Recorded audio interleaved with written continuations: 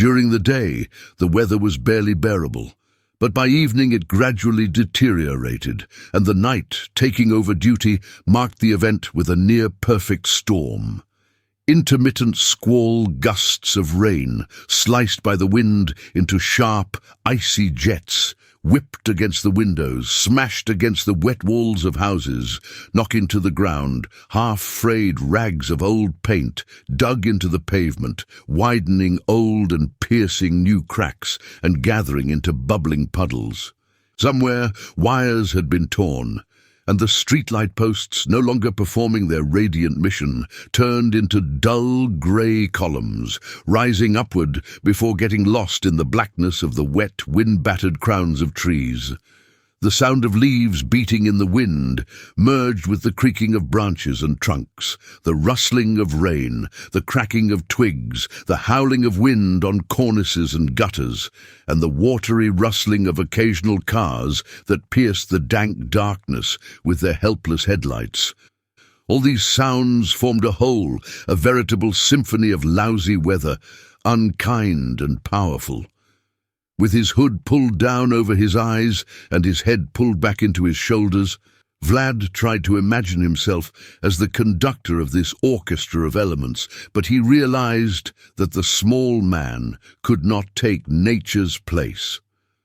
A violent gust of wind tossed a handful of cold water in Vlad's face, but Vlad only shook his head, shaking the drops from his nose and cheeks, and pressed himself more firmly against the wet bricks of the fence that served as his shelter from the storm's main assault. 30 or 40 feet to his left, a 5-story apartment building loomed as a sullen, musty hulk. Some loose plaster and ghostly dark windows gave it a decrepit appearance, although it wasn't really that old. Only a few warm yellow rectangles of window pane saved the building from its final dreary impression. The house was separated from Vlad by a vast parking lot, almost entirely hidden under the rainwater.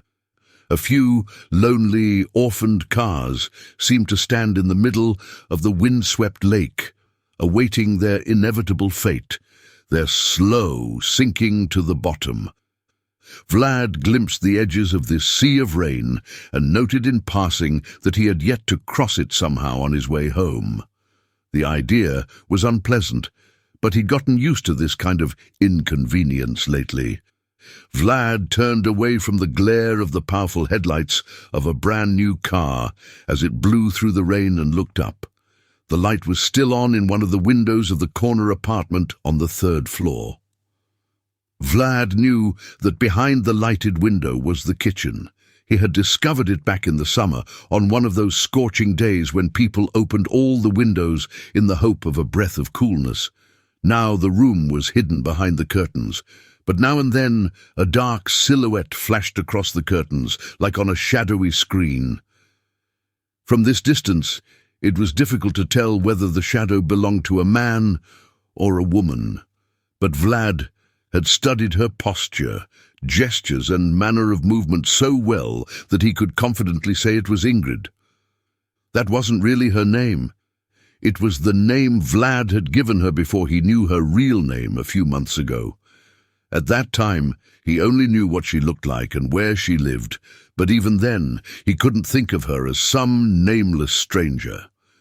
Nor could he explain why he had chosen that particular name. It was as if it had come from somewhere outside, unsolicited, without any effort, and remained alive in his mind along with many other names and faces. He knew much more about Ingrid now, knew her real name and where she worked, knew that she was married and had a 3-year-old son, knew thousands of facts about her life, though hunting for them had never been his primary goal.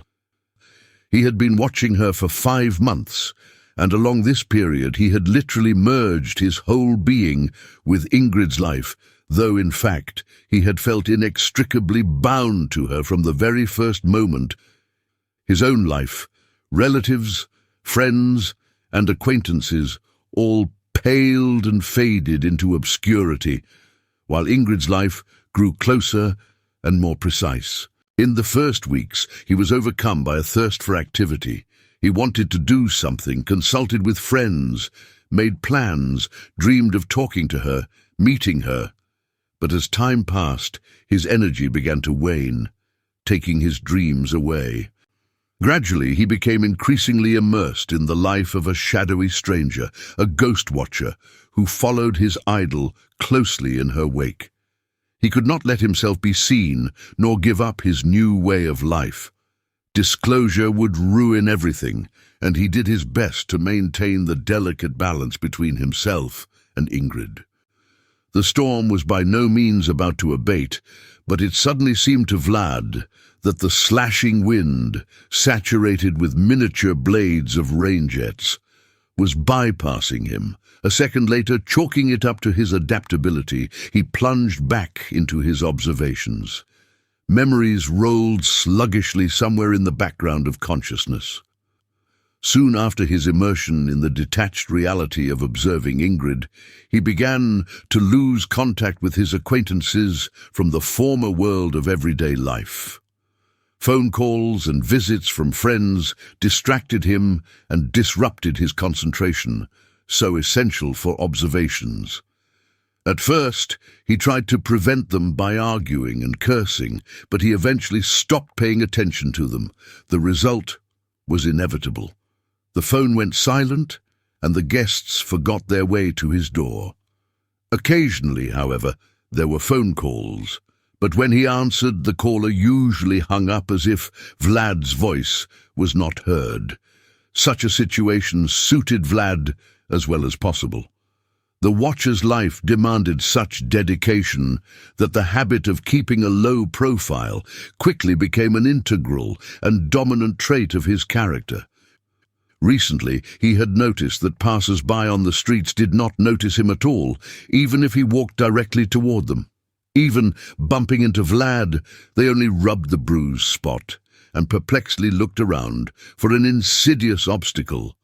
He had to limit his shopping to self-service stores because all the salespeople invariably ignored his presence. Sometimes a funny thought occurred to him. It was as if he were violating Heisenberg's law. A scientist always observes the world plus his impact on it. Vlad, on the other hand, ironically considered himself an ideal researcher, not influencing the universe. The kitchen window went out. Vlad shifted his gaze to the bedroom. The lights in the bedroom were on for 5 more minutes, then went out too, until morning. The whole apartment was plunged into darkness.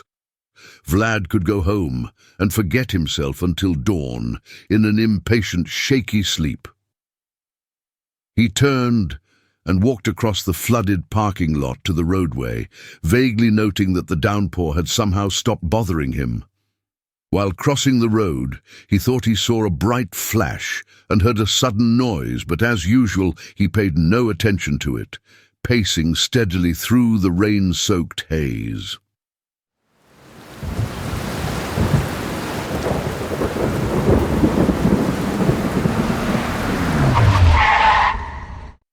The car was thrown onto the sidewalk and spun at a weird angle to the roadway.